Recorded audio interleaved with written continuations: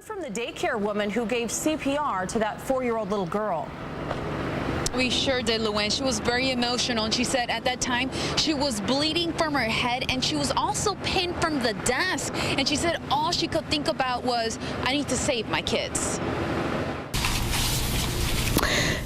She had debris all over her.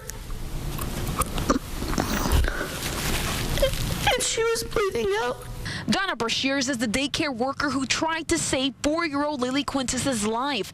It was snack time when the Toyota Solara crashed into the daycare on April 9th. I gave her CPR. Was she breathing? No. Well, did she ever start breathing? She took a couple breaths between the compressions. It was more like a,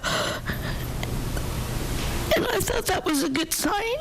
But Lily Quintus later died at the hospital. Investigators say Robert Corchado was driving a Dodge Durango, crashed into the Toyota Solara, in turn causing the Toyota to crash into the KinderCare on Goldenrod Road. The defense claims it's not Corchado's fault that the Solara crashed into the daycare. It was not propelled into the daycare center. It went on its own and hit the daycare center due to either there's been some claims of unintended acceleration in Toyotas or driver error. At least a dozen children were injured.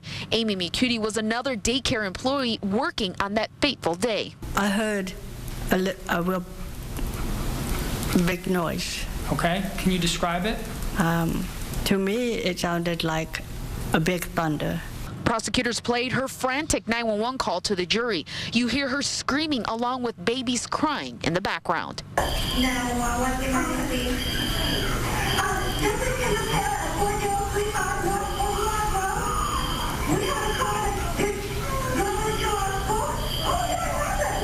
Family members broke down as they heard the piercing cries of their children during the 911 call. Corchado faces 7 charges, including leaving the scene of a fatal crash, possession of cocaine, and other drugs with intent to sell.